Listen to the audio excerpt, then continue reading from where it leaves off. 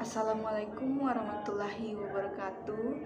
Sebelumnya perkenalkan, nama saya Vanessa dengan NIM 22051006, Universitas Negeri Makassar, Fakultas Bahasa dan Sastra, Prodi Bahasa dan Sastra Indonesia, kelas BSIA.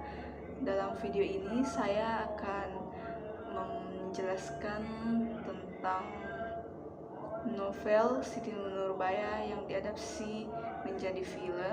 Cerita novel Siti Nurbaya, Kasih Tak Sampai, ini menjelaskan tentang dua orang sejoli, yakni Samsul Bahri dan Siti Nurbaya yang saling mencinta sejak di bangku sekolah saat benih-benih cinta mereka tumbuh dan dipisahkan oleh jarak saat Samsul Bahri akan melanjutkan studinya di Jakarta.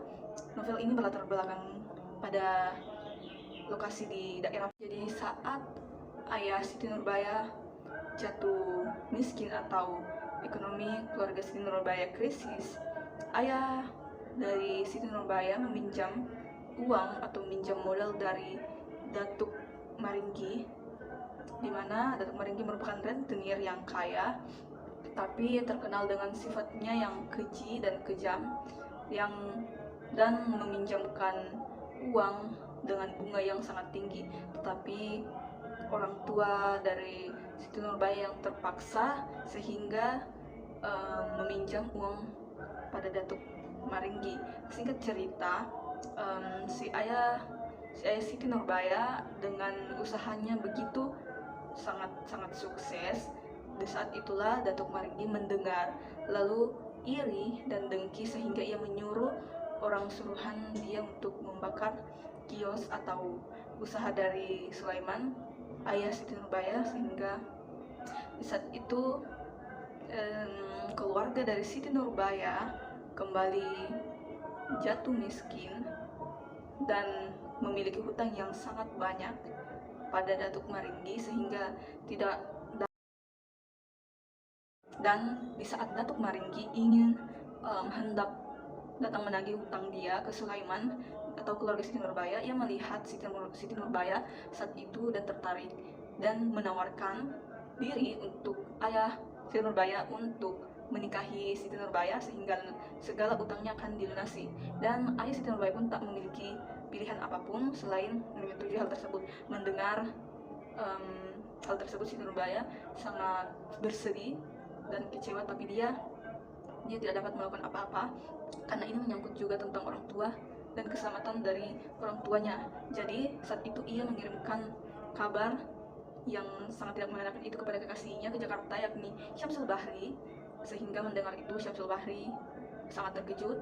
Lalu suatu ketika ia kembali ke Padang untuk berlibur, dan di situ mereka Siti Nurbaya dan Syamsul Bahri bertemu dan melihat atau mendengar hal tersebut. Datuk Maringgi, yakni yang telah resmi menjadi suami dari Siti Nurbaya, mendengar lalu marah dan memergoki mereka. Mendengar hal tersebut, Siti Nurbaya berteriak kencang sehingga ayah dari Siti Nurbaya mendengarnya. Ketika hendak ingin melihat Siti Nurbaya, ayah Siti Nurbaya atau Sulaiman jatuh sehingga ia menghembuskan nafas terakhirnya saat itu. Dan juga ayah dari Syamsul Bahri, yakni Sultan Mahmud Syam, mendengar hal tersebut, ia sangat malu dan menyuruh Syamsul Bahri kembali ke Jakarta dan tidak memperbolehkan Syamsul Bahri untuk kembali ke Padang lagi.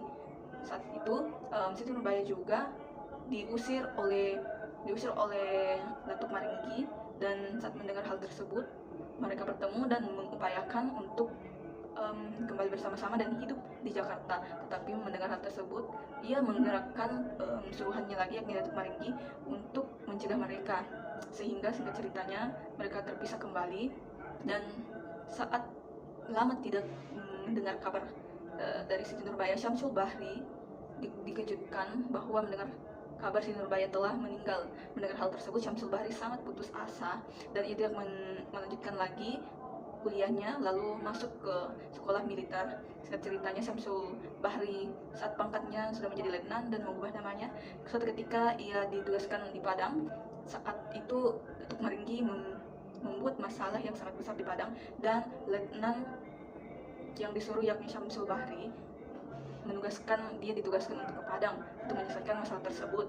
Lalu Syamsul Bahri ini menembak Datuk Maringgi dan dendamnya terbalaskan, sehingga saat itu Syamsul Bahri pun sekarat dan mencoba untuk memanggil ayahnya yaitu Sultan Mahmud Syam untuk meminta maaf. Singkat cerita, di situ Syamsul Bahri juga meninggal. Jadi terdapat selain unsur intrinsik, unsur ekstrinsik pun juga masuk dalam novel tersebut, yakni memiliki nilai-nilai yang sangat menonjol, yakni dalam sosial, moral, dalam psikologi, yang ekonominya itu yang berupa mencerminkan kehidupan orang miskin yang ditindas oleh orang kaya, dan yang memiliki bunga yang sangat besar. Nilai sosialnya yaitu sebagai manusia kita sebaiknya bersikap untuk tidak iri, dengki, dan dendam, melainkan bersikap menolong untuk menciptakan kehidupan yang damai. Juga dalam teori psikologi dan teori sastra ini, dalam tokoh Siti Nurbaya, Ibnya yang memiliki keinginan untuk tidak menikahi Datuk Maringgi, melainkan menikahi pada orang yang ia cintai, tapi terhalang oleh ego, yaitu dengan situasi di mana tidak ada pilihan demi keberlangsungan kehidupan keluarganya, sehingga ia mewujudkannya dalam super ego, menantang dia. Jadi itulah pemaparan dari novel Siti Nurbaya, dan juga psikologi tentang pengarang, dan dalam hal ini merasa tertekan dengan adat yang sangat lama sehingga menciptakan novel ini tentang peradatan. Sekian dari saya seputar novel yang diadaptasi dari film. Semoga dapat dimengerti dan dapat dipahami untuk semua. Terima kasih dan assalamualaikum warahmatullahi wabarakatuh.